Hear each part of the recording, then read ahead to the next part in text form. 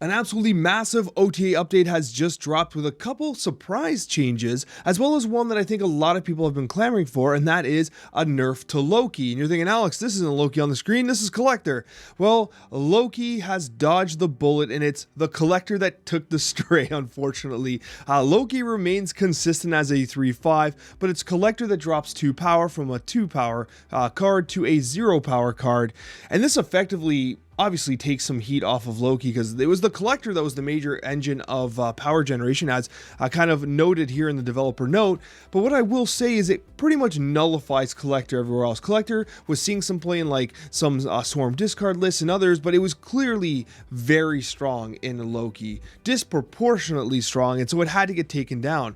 Now, what I might suggest is that there's a couple things here. First of all, that Collector gets destroyed everywhere else, but there's a chance it gets buffed back to its original state once Mobius and Mobius comes out, because I think Mobius will definitely eat Loki's lunch. Like, it completely attacks Loki and any cost reduction archetype. So Mobius is going to be extremely impactful. So you might see a place in time where Collector comes back simply because of Mobius. However, what I will say is it's the second change here to Shadow King, which kind of surprises me, because this is a two-pronged attack on Loki and these power generating decks. Because if you think about it, Shadow King going from a 3-3 to a 2-3 is a massive change. Yes, it's a hit to Silver Surfer in general. However, you could still run it in Surfer to some degree, because you usually ran 2 tech cards in a Silver Surfer shell anyways. Now, naturally, you don't get the buff, but this allows Shadow King to be placed pretty much anywhere else as a tech-based 2-drop, which I think is exactly as they said here, really notable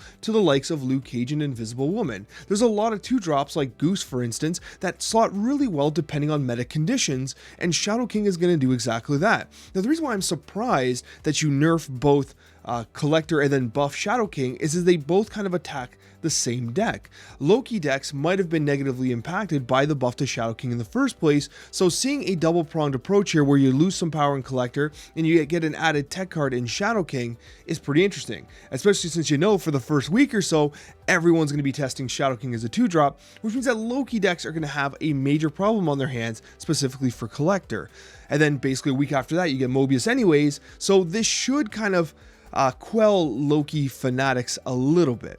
It is notable, I do think this change is huge.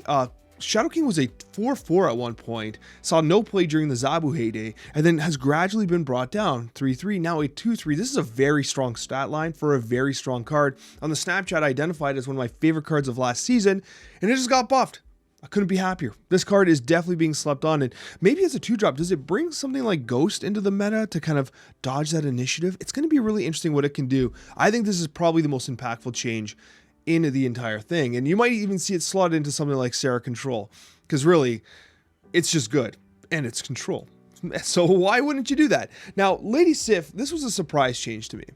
I didn't expect Lady Sif to get buffed, and if you actually think critically about what's been going on here, there's been a couple buffs to discard as a whole. I mean, the nerf to Spiderham was a buff to discard because of Apocalypse, and then you had Blade buff last time in the patch, so Lady Sif getting an extra power, it's not insignificant. Now, this used to be a 2-4 card. That's what's in beta, it was a 2-4 stat line. It went to a 3-4, which was a nerf, and now it's to 3-5, which is a buff.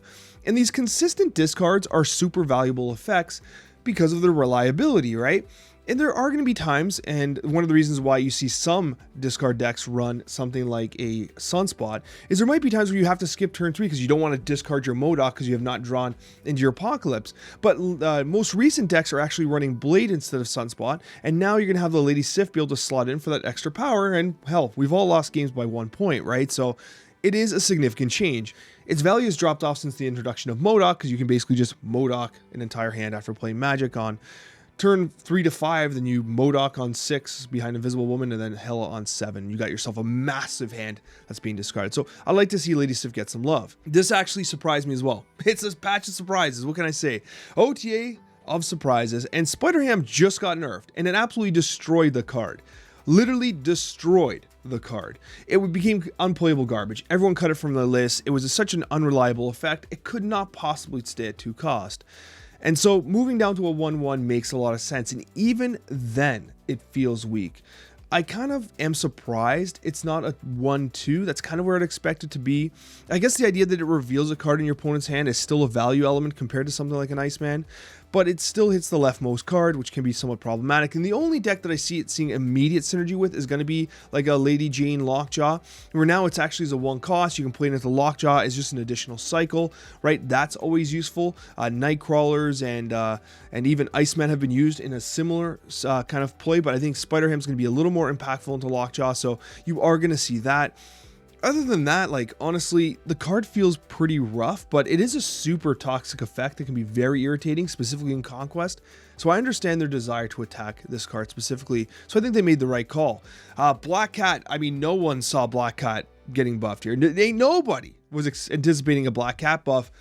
And so it's cool to see it go as a 4/9. And naturally, there's almost no way you ever play this card now, right? It always gets discarded unless you literally top deck it on 4 or 5 or whatever, and you're not going to play it on 6 if you're playing a Hella-based deck anyways. If you're playing Modok-based decks, it's often that you're just skipping turns until you can blow up everything and then just play your Hella or whatever anyways. But I think what I like about Black Cat is the potential introduction of Ghost Rider. I think this is an actual shadow buff to Ghost Rider, because a 4/9, which can basically be played on turn 4, because what happens is if you draw a Black Cat on turn 1, she's discarded for free on turn 1, 2, or 3. On turn 4, you bring down Ghost Rider, and that's a huge power spike, right? And I think that's why they brought her to 4/9, not 4/8, so that you can have a Shang-Chi base play, because at 4/8, she had a dodge Shang-Chi and be able to be played out on turn 4 with Ghost Rider.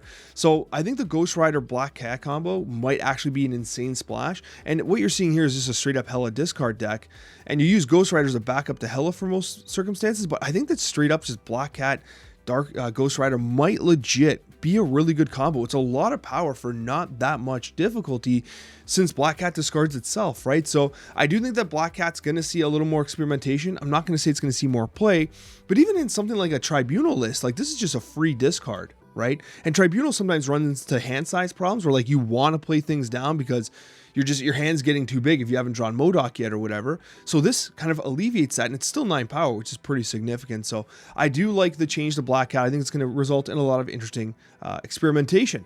And that's it for this OTA update. I hope you guys enjoyed it. Hit the like button if you like the sports series. I got another video for you on the screen, so click it if you want to see some more Marvel Snap content. With that being said, we'll see you in the next Marvel Snap video.